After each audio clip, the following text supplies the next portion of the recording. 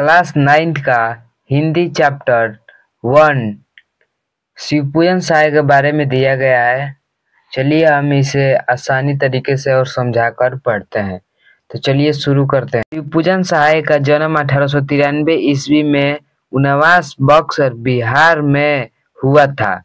शिवपूजन सहाय का जो जन्म था उनवास बक्सर बिहार में हुआ था। उनके बचपन का नाम भोलानाथ था। 10वीं की परीक्षा पास करने के बाद उन्होंने बनारस की अदालत में नकलविश की नौकरी की। बाद में वे हिंदी के अध्यापक बन गए। असहयोग आंदोलन के प्रभाव से उन्होंने सरकारी नौकरी से त्यागपत्र दे दिया। शिवपूजन सहाय अपने समय के लेखकों में बहुत लोकप्रिय और सम्मानित व्यक्ति थे। उन्होंने जागरण, हिमालय, माधुरी बालक आदि कई प्रतिष्ठित पत्रिकाओं का संपादन किया है। इसके साथ ही वे हिंदी की प्रतिष्ठित पत्रिका मतवाला के संपादक मंडल में थे। सन 1963 ईस्वी में उनका देहांत हो गया। शिवपूजन सहाय का जो मृत्यु है 1963 ईस्वी में हो गया। बिहार राष्ट्र भाषा परिषद तो इनकी की कल्पना का साकार रूप है।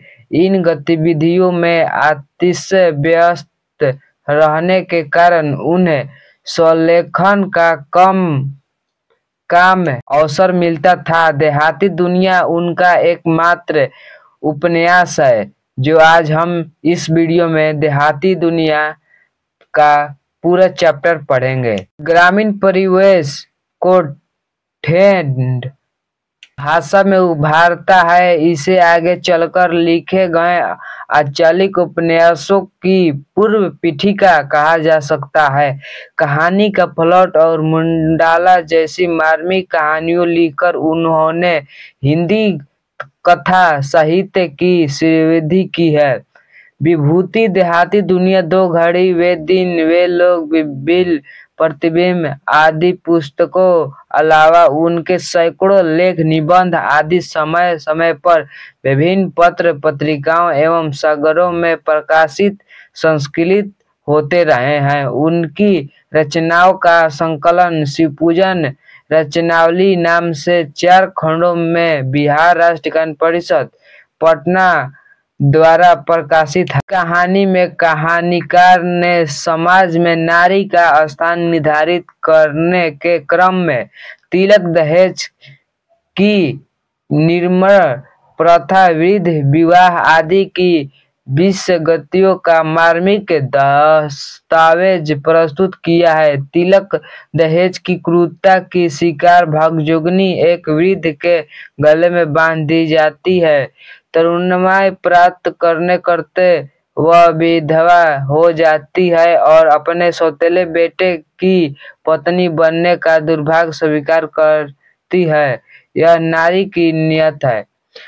इस वीडियो में एक भगजोगनी है जो इसी कहानी से रिलेटिव है। तो चलिए इसके अगला प्लॉट हम पढ़ते हैं। हम आगे पढ़ते हैं कहानी का प्लॉट। मैं कहानी लेखन नहीं हूँ। लेखक बोल रहा है कि मैं कहानी लेखक नहीं हूँ। कहानी लिखने योग्य प्रतिभा भी मुझ में नहीं है। कहानी लेखक को स्वभावतः कला मर्मज्ञ होना चाहिए और मैं साधारण कलाविद भी नहीं हूँ, किंतु कुशल कहानी लेखकों के लिए एक प्लॉट पा गया हूँ। आशा है इस प्लॉट पर वे अपना भड़कीली इमारत खड़ी कर लेंगे। यह कौन बोल रहा है? लेखक। मेरे गांव के पास एक छोटा सा गांव है। गांव का नाम बड़ा गंवाड़ू है। यह सुनकर आप घिनाएंगे। वहां एक बूढ़े मुंशी जी रहते हैं। अब वह इस संसार में नहीं रहे।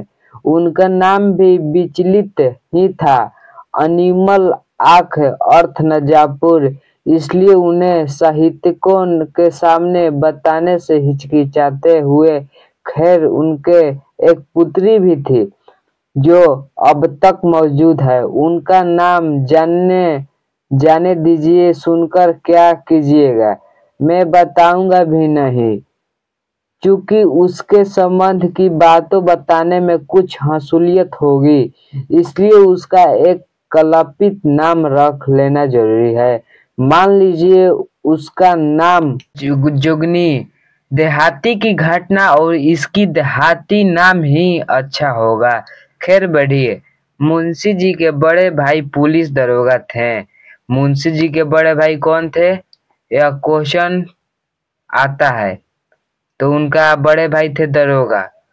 उस जमाने में जबकि अंग्रेजी जानने वाले की संख्या उतनी ही थी जितनी आज धर्मशास्त्रों के मर्म जानने वाले की है, इसलिए उर्दू दो लोगों ही रुपया कमाता था उतना आज कॉलेज और अदालत की लाइब्रेरी चाट कर वकील होने की नहीं कमाते हैं। लेकिन दरोगा जी ने जो कुछ कमाया अपनी जिंदगी में ही फूंक ताप डाला। उनके मरने के बाद सिर्फ उनकी एक घोड़ी बची थी, जो थी तो महज 7 रुपए की, मगर कान काटती थी। तुर्की घोड़े की कमबख्त बारूद की पुड़िया थी। बड़े बड़े अंग्रेज अफसर उस पर दांत गड़ाए रह गए, मगर दरोगा जी ने सबको नींबू या नून चटा दिया। इसी घोड़ी की बदौलत उनकी तरक्की रुकी रह गई, लेकिन आखिरी दम तक वे अफसरों के घपले में ना आए। हर तरह से काबिल, मेहनती, ईमानदार, चालाक, दिलेर और मुस्तैद आदमी होते हुए भी वे दरोगा ही रह गए, सिर्फ घोड़ी की मोहब्बत से। किंतु घोड़ी ने भी उनकी इस मोहब्बत का अच्छा नतीजा दिखाया। उनके मरने के बाद खूब धूमधाम से उनका श्राद्ध कराया दिया गया। अगर कहीं घोड़ी को बेच खाए तो उनकी ब्राह्मण भी नहीं जिमता। एक गोरे अफसर के हाथ खासी रकम पर घोड़ी को ही बेचकर मुंशी जी अपने बड़े भाई से उसीन हुए। दरोगा जी के जमाने में मुंशी जी ने खूब घी के दिए जलाए थे, गांजे में बढ़िया से बढ़िया इत्र मलकर पीते थे। चीलम कभी ठंडी नहीं होने पाती थी। 1 जून 32 बटेर और 14 चपातियां उड़ा जाते थे। नथुनी उतारने में तो दरोगा जी के बड़े भाई भैया थे। हर साल एक नया जलसा हुआ ही करता था, किंतु जब बहिया बह गई तब चारों ओर उजड़ नजर आने लगा। दरोगा जी के मरते ही सारे अमीरी घुस गई और चिलम के साथ साथ चूल्हा चक्की में भी ठंडी हो गई। जो जीभ एक दिन बटेरे का शोरबा सुकड़ती थी, वह अब सरा सरा कर मटर का सत्तू सरपोटने लगी। चुपड़ी चपाती चबाने के दांत अब चांद चने चबाकर दिन गुजारने लगे। लोग साफ साफ कहने लगे गए कि थानेदार की कमाई और फूस का तापना दोनों बराबर है। ठीक है, कहा गया जो थानेदार का कमाई घूस खाता है लोग, वही दरोगा जी के साथ हुआ है। तो चलिए आगे पढ़ते हैं। हर साल नई नथुनी उतारने वाले मुंशी जी को गांव जवार के लोगों भी अपने नजरों से उतारने लगे। जो मुंशी चुल्लू इत्र लेकर अपनी पोशाक में भला करते थे, उनके ही अब अपनी रूखी सूखी देह में लगाने के लिए चुल्लू भर कड़वा तेल मिलना भी मुहाल हो गया।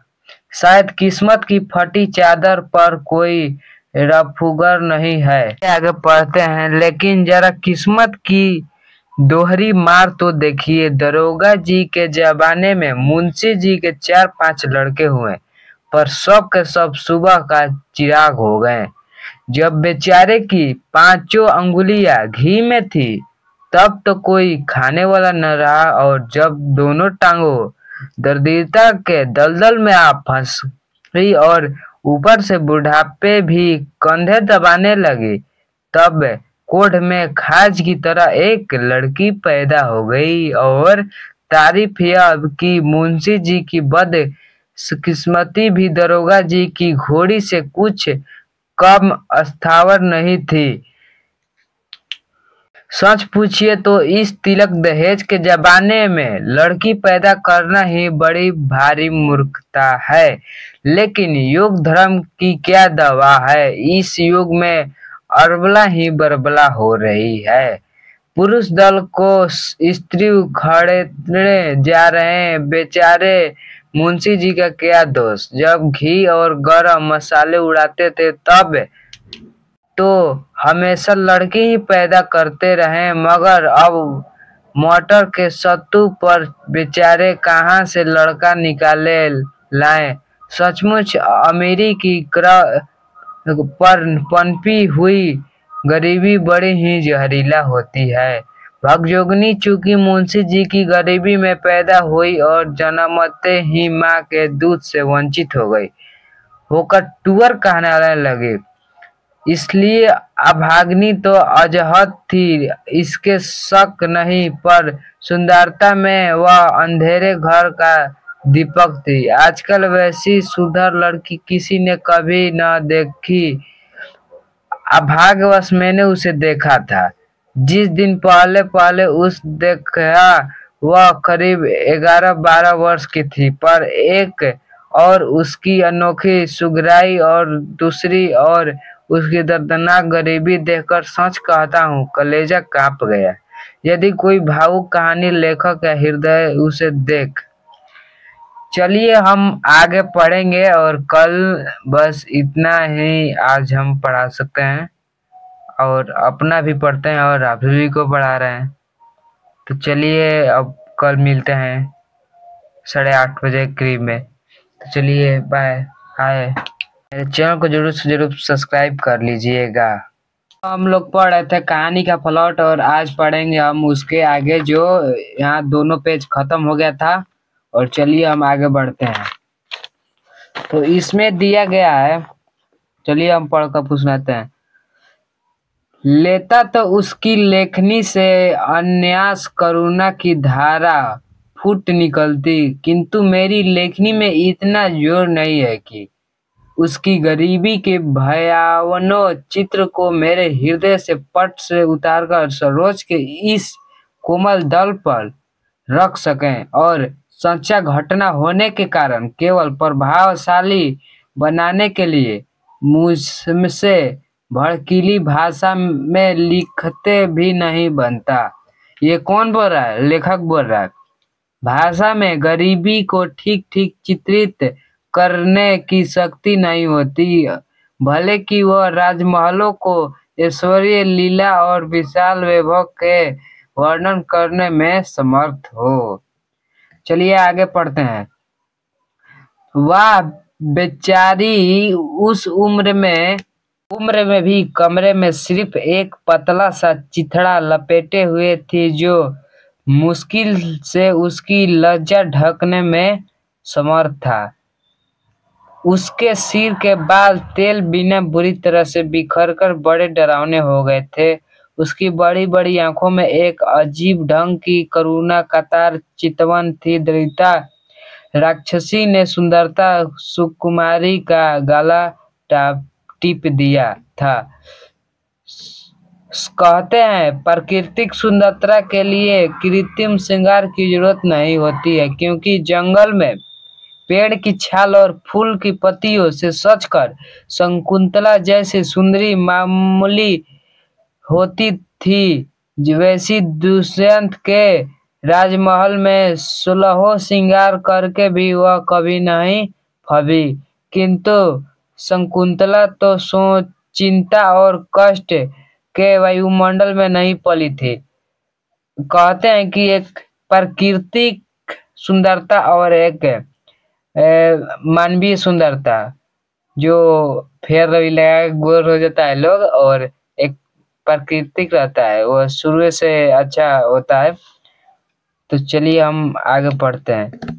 शांति के गोद में पलकर सयानी हुई थी और तभी उसके लिए महाकवि की सवाल जाल लिपत कमलानी वाली उपमा उपयुक्त हो सकी। पर भगजोगनी तो गरीबी की चक्की में पिसी हुई थी, भला उसका सूर्योदय कब खिल सकता था। वह दो दानों दानों की तरसती रहती, एक बिना कपड़े के लिए मुहताज थी, सिर में लगाने के लिए एक चुल्लू असली का तेल भी सपना हो रहा था, महीने के एक दिन भी भरपेट अन्न के दाने लाले पड़े थे। भगजोगनी के जो था न तेल लगाने का था बाल में, नहीं खाने का कुछ भी उसका पास नहीं था। भला हड्डियों के खंकड़ में सूर्य देवता कैसे टिक रहते हैं। उस दिन मुंशी जी जरा रो रो कर अपना दुखड़ा सुनाने लगे, तब कलेजा टूट टूट हो गया। कहने लगे, क्या कहूँ बाबू साहब, पिछले दिन जब याद आते हैं तब गस आ जाती है, और गरीबी की तीखी मार इस लड़की की वजह से और भी अखड़ती है। देखिए इसके सिर के बाल कैसे खुशक और गोरखधारी हो रही है। घर में इसकी माँ होती तो कम से कम इसका सिर तो जुए का अंडा ना होता।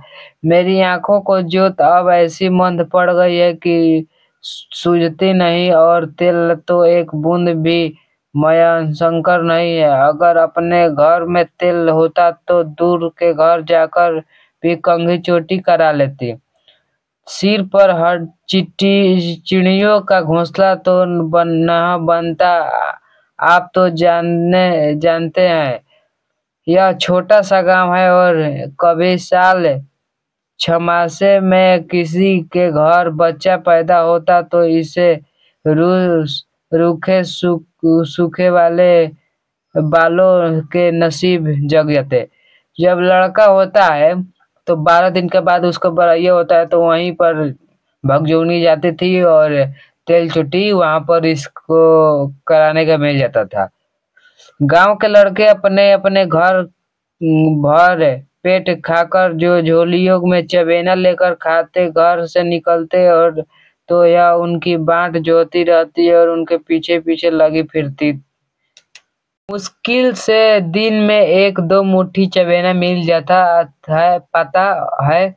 खाने पीने का समय किसी घर पहुंच जाती है तो इसकी ठीठ लग जाने के भय से घरवाली दुर्दुराने लगती है।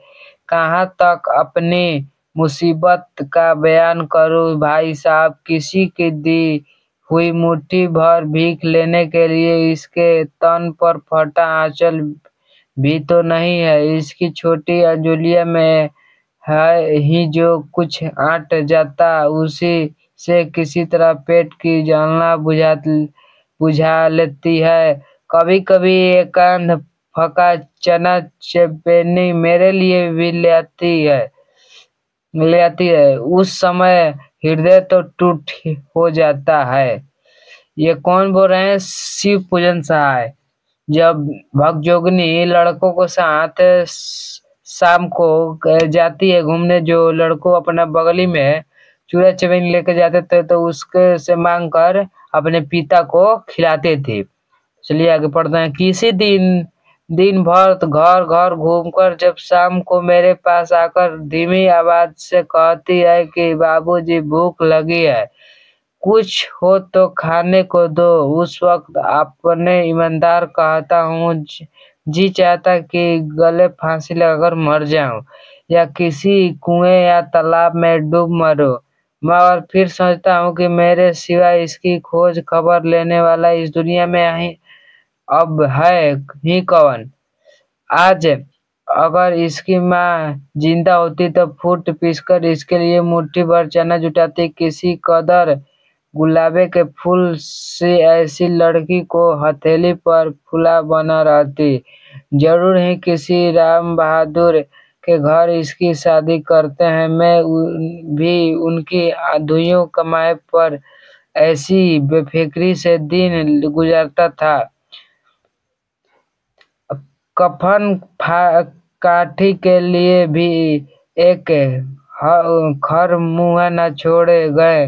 अपनी जिंदगी में ही एक चम्मच जमीन बेच खाई। गांव भर से ऐसी अदावत बढ़ाई कि आज मेरी दुर्गति पर भी कोई रहम करने वाला नहीं है। उल्टे सब लोग ताने जन्मी के तीर बरसाते हैं। एक दिन यह था कि भाई साहब पेशाब से चिराग जलता था, और एक दिन यह भी है कि मेरे हड्डियों मुफलिसी को आँच से मोमबत्तियों की तरफ घुलकर जल रही है।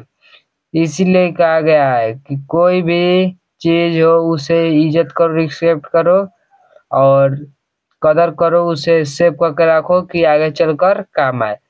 इस लड़की के लिए आसपास के सभी जवारियों भाइयों के यहाँ मैंने 50 फेरा लगाए, दांत दिखाए, हाथ जोड़कर विनती की, पैरों पड़ा, यहाँ तक कि बेहवा होकर कह डाला कि बड़े बड़े वकीलों, डीपीओ को, जमींदारों को चुनी चुनाई लड़कियों में मेरी लड़की को खड़ी करके देख लीजिए कि सबसे सुंदर जचती है या नहीं। अगर इसकी जोड़ी को एक भी लड़की कहीं निकल जाए तो इसके अपने लड़कों को साथी मत कीजिएगा।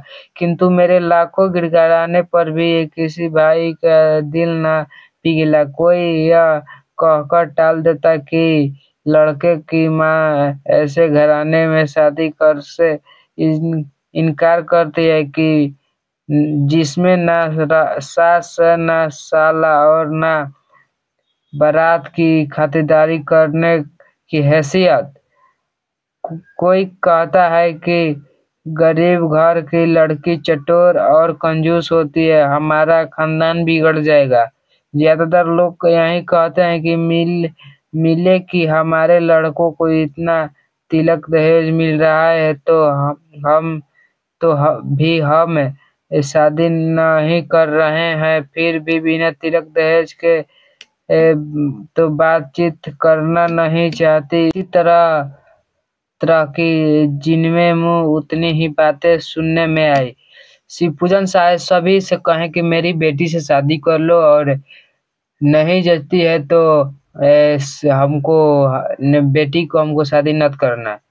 तो सभी कहने पर भी कोई इनका बात अनसुना कर दिया, और यह भी बोले कि आमदी बोले गांव जवार के कि जिसकी घर में बारात की खातिरदारी और सास ना हो उसमें इसकी क्या है, ये तो शुरू के बिगड़ल हो गई। आगे पढ़ते हैं। महज मामूली है, रिश्वत वालों को भी 500 और 1000 तिलक दहेज फरमाते देखकर भी कूद जाता, गुस्सा चढ़ जाता, मगर गरीबी ने तो ऐसा पंख तोड़ दिया कि तड़फड़ा भी नहीं सकता। सारे हिंदुस्तान समाज के फायदे भी अजीब ढंग को है। जो लोग मोल भाव करके लड़के को बिक्री करते हैं वे आदमी समझ जाते हैं कि और कोई गरीबी बेचारे उसी तरह मोल भाव करके लड़की को बेचता है, और तो वही कमीना कहा जाता है। मैं अगर आज इसे बेचना चाहता तो इतनी काफी रकम ऐंठ सकता था कि कम से कम मेरी जिंदगी तो जरूर ही आराम से कट जाती। लेकिन जीते की हरगिज एक मक्खी भी न लूंगा, चाहे यह कुंवारी रह या सयानी होकर मेरा नाम हंसाए। देखिए न, सयानी तो करीब करीब हो ही गई है, सिर्फ पेट की मार से उकराने नहीं पाती, बढ़ती रुकी हुई है। असली किसी खुशहाल घर में होती तो अब फूटकर सियानी होती जाती।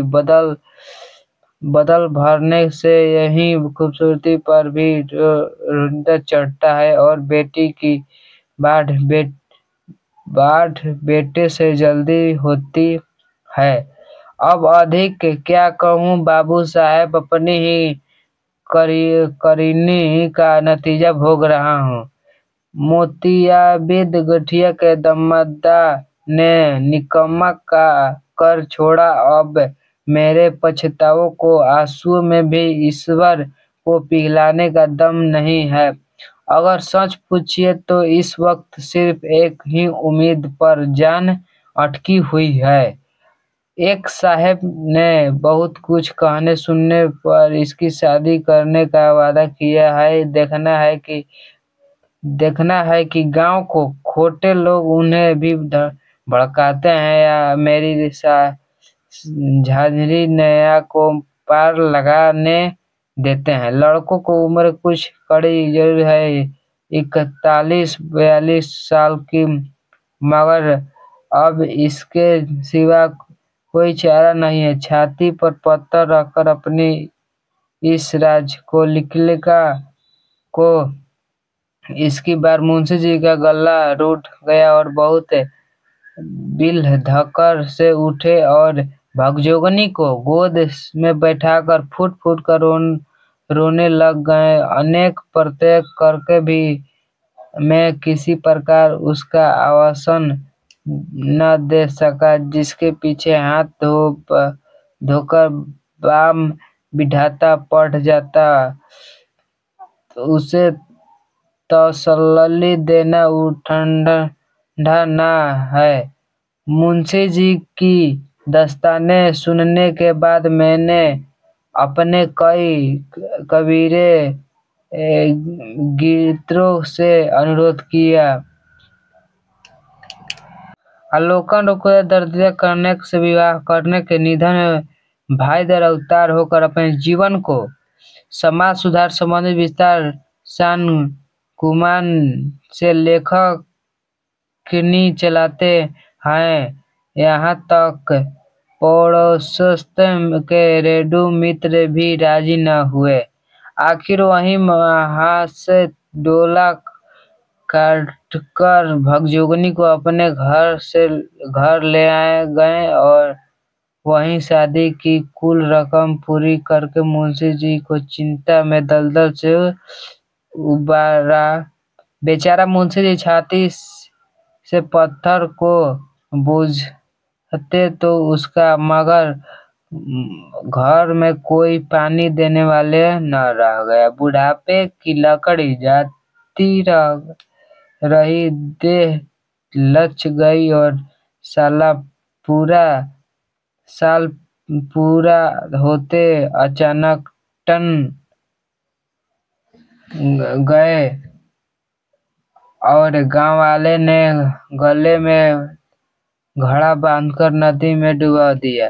भगजोगनी जीते ही आज वह पूर्ण युवती है। उसका शरीर भरा पूरा और फूला है। उसका स्वर्गदय उसके वर्तमान निवक पति का स्वर्धन है। उसका पहला पति इसका संसार में नहीं है, दूसरा पति है उसका। कौन उसका दूसरा पति है भगजोगनी का? आप कमेंट में बताइएगा या देख के लिख दीजिएगा कमेंट में। उसका दूसरा पति है उसका सौतेला बेटा। क्वेश्चन में भी आता है, देख लीजिए, यहाँ उसका क्वेश्चन भी होगा। तो चलिए हम इसका कल क्वेश्चन आंसर करा देंगे। तो चलिए आगे मिलते हैं इस वीडियो में, नेक्स्ट वीडियो में। तो लाइक सब्सक्राइब कमेंट कीजिए। Okay best my audience, always happy, हमेशा खुश रहिए।